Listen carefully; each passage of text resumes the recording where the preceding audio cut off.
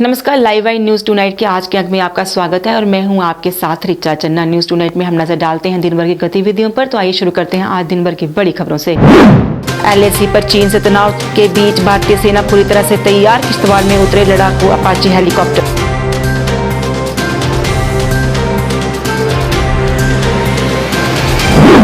Jammu Kashmir police को मिली बड़ी कामयाबी, लश्कर के 3 मददगार गिरफ्तार।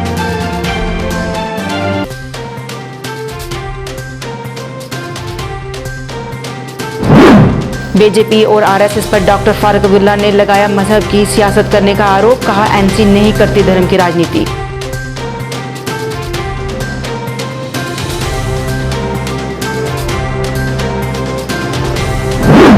और जम्मू कश्मीर के अजो लेबर यूनाइटेड फ्रंट द्वारा अपनी मांगों को लेकर 23 सितंबर को कश्मीर चलो की दी गई कॉल, कहा मांगे पूरी करे सरकार।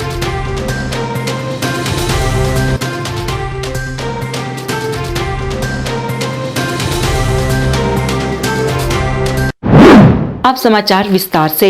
इंडिया चाइना बॉर्डर पर बढ़ते तनाव के बीच लद्दाख से सटे प्रदेश के किश्तवाड़ जिले में भी लड़ाकू विमान उतारने की तैयारी शुरू कर दी गई है। किश्तवाड़ में सोमवार को पहली बार लड़ाकू अपाचे हेलीकॉप्टर की लैंडिंग कराई गई।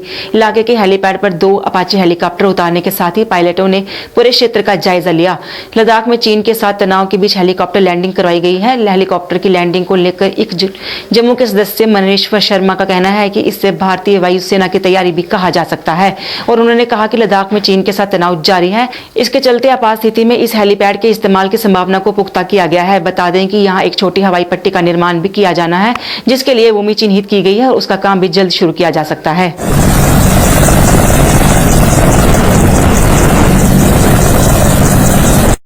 जिस प्रकार से कल किश्तवाड़ के हेलीपैड में अपाचे हेलीकॉप्टर की लैंडिंग हुई और उसके बाद चर्चाओं का बाजार तो गर्म था ही, पर रात में भी वो मॉनिटरिंग करते हुए नजर आए किश्तवाड़ के आसपास के इलाकों की।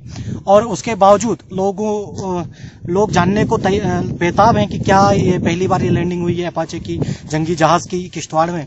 तो चर्चाओं का बाजार गर्म है, पर कुछ लोगों का ये भी कयास है, लोगों का कहना है कि भाई अभी जो भारत और चीन के बीच जो तनातनी चल रही है लद्दाख क्षेत्र के अंदर, तो हमारी भारतीय वायुसेना की ये तैयारी भी हो सकती है कि जो भी उससे सटे हुए चीन से सटे हुए इलाके हैं, जैसे किश्तवाड़ है मात्र 210 किलोमीटर की दूरी पर भारत का चीन के साथ लगता हुआ बॉर्डर है।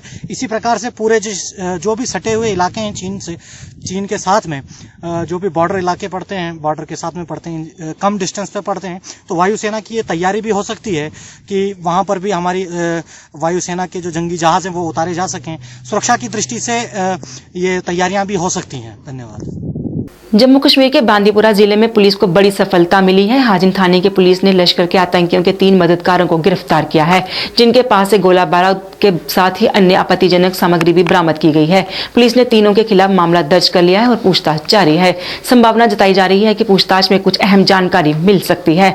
बता दें कि जिले की हाजिन पुलिस को सूचना मिली थी कि लश्कर के स्थानीय सक्रिय आतंकवादियों के इशारे पर कुछ उपद्रवियों ने मुख्य बाजार हाजिन में पाकिस्तान के झंडे फहराए हैं, जिनका मकसद लोगों में भय पैदा करना है। सूचना मिलने के बाद पुलिस ने अभियान शुरू किया और आतंकियों के 3 मददगारों को गिरफ्तार करने में सफलता पाई। गिरफ्तार किए गए आतंकियों के मददगारों की पहचान मुजीब शम्स, तनवीर अहमद मीर और इम्तियाज अहमद शेख के रूप में हुई है। ये सभी मीर मोहल्ला हाजिन के रहने वाले हैं।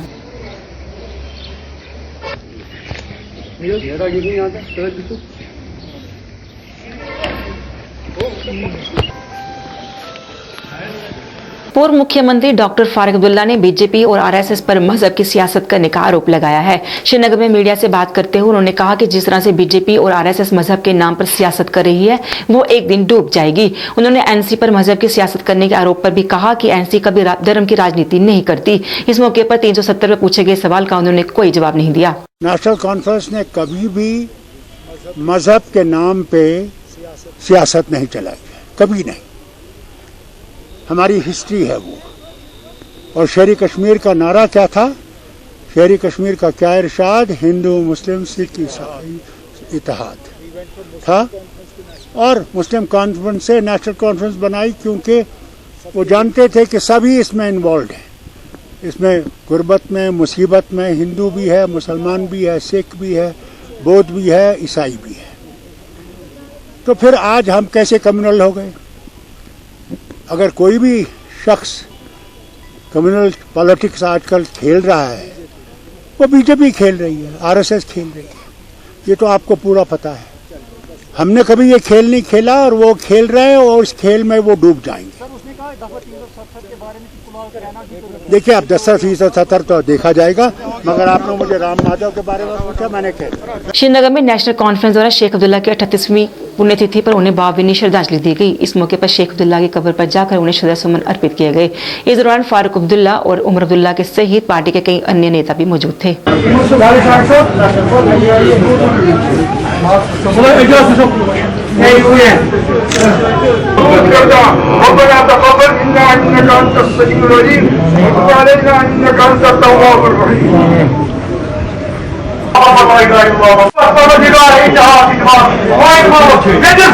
जम्मू कश्मीर कैजुअल लेबर्स ने अपनी मांगों को लेकर 23 सितंबर को कश्मीर चलो की कॉल दी है। एक प्रेस कॉन्फ्रेंस में फ्रंट के प्रधान तनवीर हुसैन ने इस बात की जानकारी दी। उन्होंने कहा कि इस मार्च में हर जिले, ब्लॉक और पंचायत स्तर के वर्कर्स शामिल होंगे। उन्होंने कहा कि पक्का करने, मिनिमम वेजेस एक्ट लागू करने और लंबित वेतन देने की मांग को लेकर काफी समय से प्रदर्शन कर रहे हैं, लेकिन उनकी मांगे पूरी नहीं हुई। उन्होंने इस दौरान कश्मीर में होने वाले कार्यक्रम की भी जानकारी दी। देखिए, मेरा नाम Tanveer Hussain, Jammu Kashmir casual labour front का प्रेसिडेंट। आज की जो वार्ता यहाँ पे रखी गई है, इसका मेन उद्देश्य यही है कि जो हमारी डिमांडें थी, चाहे वो रेगुलराइजेशन पॉलिसी की थी, चाहे वो मिनिमम वेज एक्ट की थी, चाहे वो 12 वोटर्स का इशू हो, चाहे वो हमारे जो साथी शहीद डिपार्टमेंट उनके लिए पॉलिसी की बात हो, या जो हमारी पेंडिंग सैलरी हो, सरकार विफल हो गई है।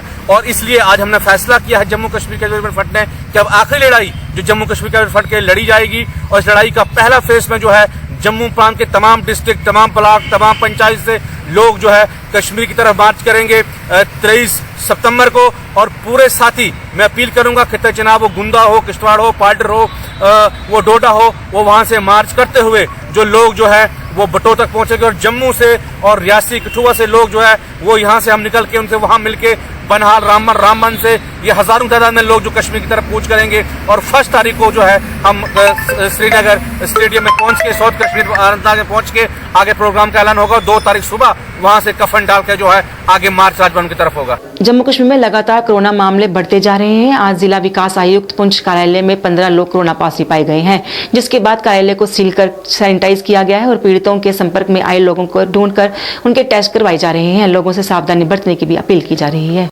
इस समय हम डीसी ऑफिस के बाहर खड़े हैं। आज ही डीसी ऑफिस में से 15 केसेस पॉजिटिव आए हैं।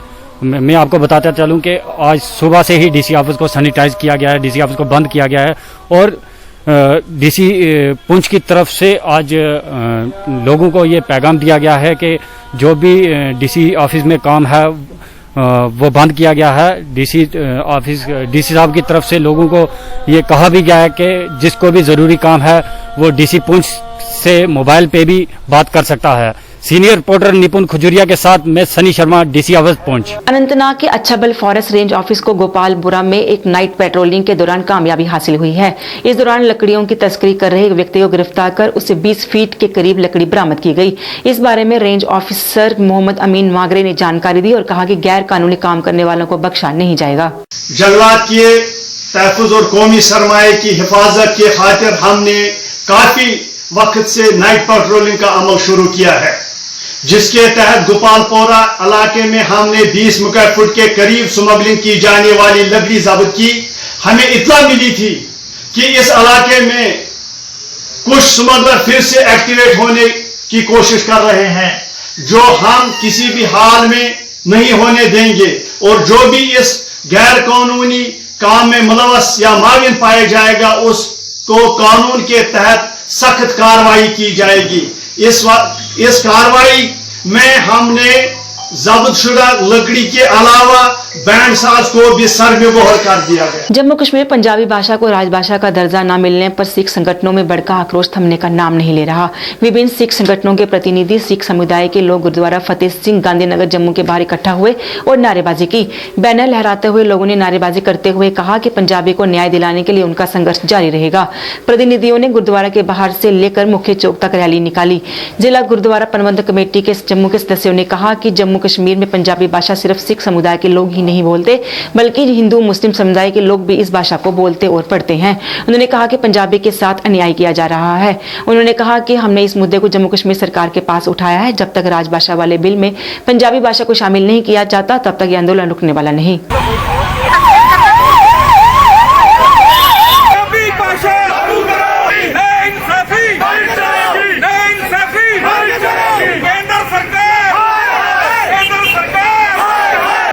देखो अज का साडा ये जिहड़ा प्रोटेस्ट है ये केंद्र सरकार दे ले गए उस फैसले नूं लेके है जिहड़ा उन्होंने 5 भाषावां नूं सरकारी तौर पर मान्यता दी है, परंतु पंजाबी भाषा जिहड़ी जम्मू कश्मीर स्टेट दे विच सब तो ज़्यादा बोली जाती है।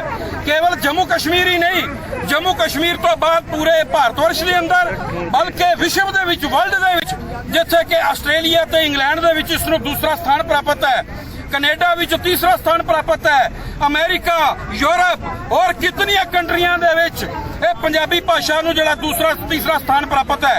परंतु कितनी अफसोस की और शर्म की गल है साडी इस केंद्र की सरकार दे वास्ते कि जिस देश विच इस पंजाबी भाषा का आगाज होया उत्थे ही इस पंजाबी भाषा नूं रद्द किया गया, 5 भाषावां दे विच इस नूं शामिल नहीं किया गया।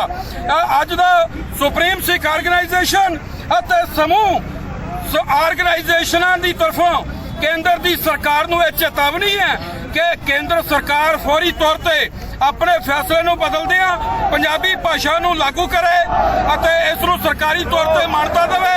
जे नहीं दित्ती गई तो फिर बड़े पद्धर दे उत्ते जिहड़ा संघर्ष है वो केंद्र सरकार दे खिलाफ छेड़िया जाएगा। छात्रों द्वारा जम्मू में आज भी क्लस्टर यूनिवर्सिटी के खिलाफ प्रदर्शन जारी रखा गया। प्रदर्शनकारी छात्रों ने यूनिवर्सिटी का घेराव कर प्रदर्शन किया और नारेबाजी कर नाराजगी जताई। छात्रों का कहना था कि जब पिछले इतने समय से ऑनलाइन क्लासेस के माध्यम से छात्रों को पढ़ाया जा रहा है और अब जब परीक्षा लेने की बारी आई तो परीक्षा ऑफलाइन ली जा रही है और कहा जा रहा है कि 2G में परीक्षा लेना संभव नहीं। छात्रों ने सवाल उठाते हुए कहा कि जब 2G में पढ़ाई हो सकती है तो परीक्षा क्यों नहीं। छात्रों ने कहा कि बढ़ते कोरोना मामलों को देखते हुए छात्रों के लिए ऑफलाइन परीक्षा देना संभव नहीं है। उन्होंने ऑनलाइन परीक्षा करवाने की अपील की।